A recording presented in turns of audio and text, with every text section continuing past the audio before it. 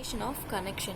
Okay, the user security policy is further subdivided into user security policy and acceptable usage policy. Organization security policy is further divided into three: organizational information security policy, networks and system security policy, information classification policy, and the third category is condition of connection. Okay, so first let us understand about the user security policy. What is user security policy? This is also an important question. This has been asked in previous examinations as well, and this is also a practice manual question. So we have to focus on this topic.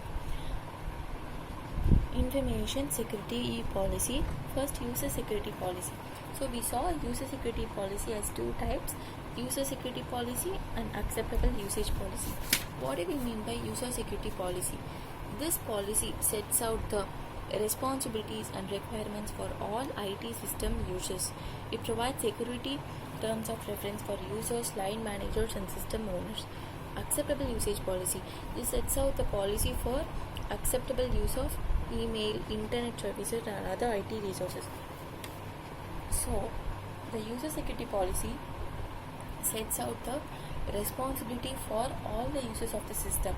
So, the users can be either the customers or the system owners can also use, and the line managers as well. So it basically specifies the responsibility for all those persons who are using the system. What do we mean by acceptable usage policy?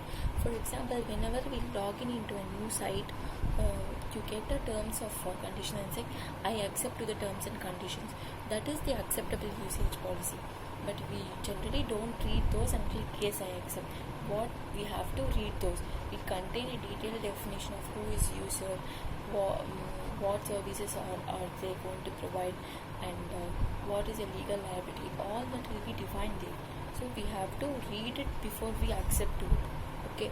So the user security policy is of two types: user security policy and acceptable usage policy. User security policy, it sets out the responsibility and requirements for all IT system users, whether they are line managers, system owners, or normal users. Acceptable usage policy, it sets out the policy for acceptable use of email, internet services, and other IT resources. Okay. Next, organizational security policy.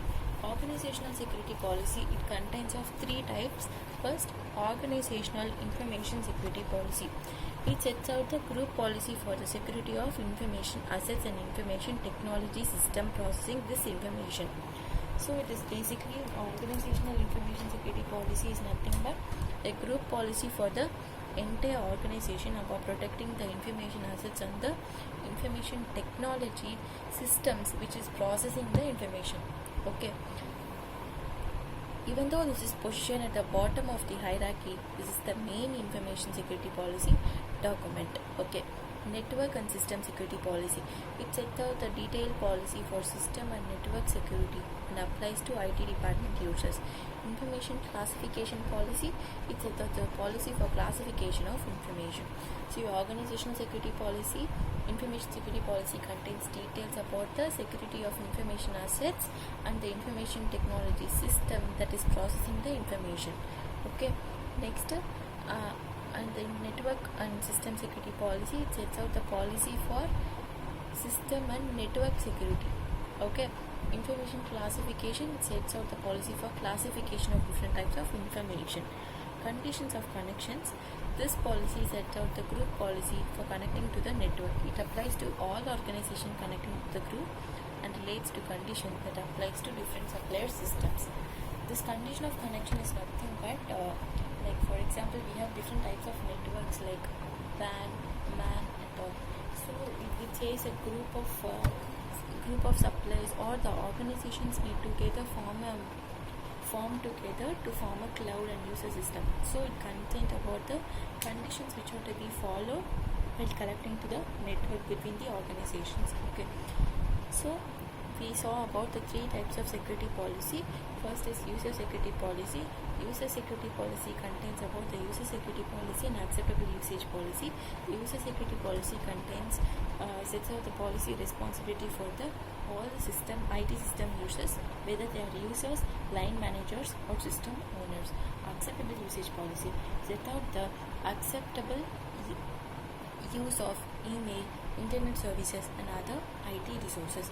Next, we saw about the organization security policy. The organization security policy is of three types. One is the organization information security policy. It is the policy for the protection of information system assets and the information technology systems processing the information. Though this system is though it is positioned at the bottom of the hierarchy, it is the main information security policy document. Next, we saw about the network and system security policy. It set out this policy for system and network security. Okay. Next, information classification. It sets out the policy for classification of information. Condition of connection. It is a group policy for connecting to the network. It applies to all organizations connecting to the group and relates to conditions that applies to the different suppliers system. Okay. Next, we are going to see about the components of the security policy. These components, I will divide it into two. There are so many components, so I will tell you an easy way to remember it. First, 5 slots is we are going to read this together. Imagine you are going to start a business. So first, what you need for it? You need a infrastructure, right? You need a business. You need a place for it. So that is the infrastructure which we need. Once the infrastructure is ready, what you do? You create an organization structure. Organization structure consists of like who is going to be the manager, who is the top manager, who is the middle level manager, and who are the employees. Okay, that is the organization structure which you are going to create. Once your organization structure is ready, what happens? You are going to identify the customers. Okay, the customers. Next, once the customers are identified, what you are going to do? You are going to respond to their needs and you are going to deliver the product or service as per their needs. Next, once you have started delivering products to the customers, you have to maintain the service and ensure compliance requirements. So keeping this example in mind, that is, you are going to start a business, you are going to see the 5. I have numbered this. So first you need the security infrastructure. So you need a building. Next, security organization structure. Once the building is ready, you are defining the organization structure. Next, once your organization structure is also ready, you need customers. That is intended audience. Next, once you have identified the customer, you are going to respond to their needs. Incidents response. Next, security policy document maintenance and compliance requirement. Maintenance. So I am just giving you an example to remember this in an easy way. So I think this will help. This is not the exact meaning of this. It is just a trick to remember this in exam if they ask. Next set. We are going to classify this. We are going to read this fully. There is no okay, I will tell you an example for this also. So first, what you are going to do? First you need assets. Okay, now imagine. In this case, assume that you are going to protect the information. You are going to protect some information system assets. Or okay. So first, what you are going to do? You need the asset. That is inventory and classify the assets. Next, you are going to describe how you are going to protect the assets. Okay, so first you need the security for this. You are going to describe the physical and environmental security and the technologies and the computing structures of how you are going to protect the assets. For that, what you are going to need? You are going to first you need identity management and access control.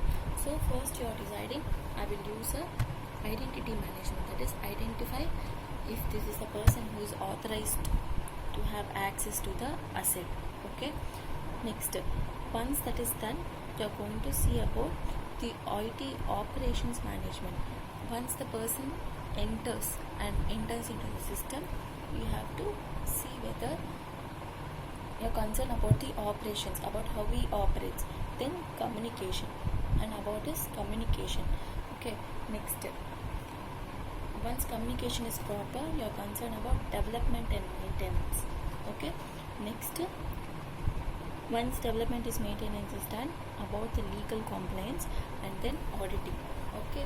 So first imagine you are going to you are developing an asset. Okay, imagine like that. So for that, you are developing an asset or you are protecting an asset, okay, which is located in the system. Okay, say it is a client project. So first you are identifying and classifying the asset, and for that you are going to describe what are the technologies which you are going to use to protect the asset, and that is technology and security. You have to read this as a combined point. So first you have identified the asset, and then you have described the technologies which you are going to use so that to protect the asset. Okay, next, identity management and access control. Identify the individual who is going to have access to the asset, and next you have to see about the operations. Okay, IT operations. Once operations is done, you are concerned about communications. Once communication is done, you are concerned about maintenance.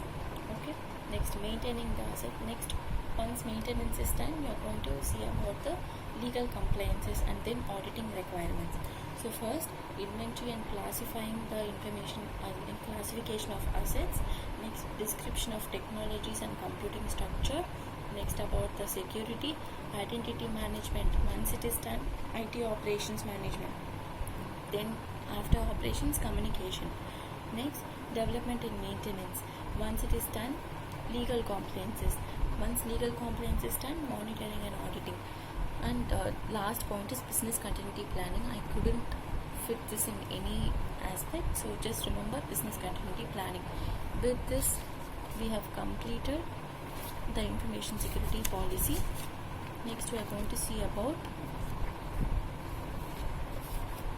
the information system controls in the next part.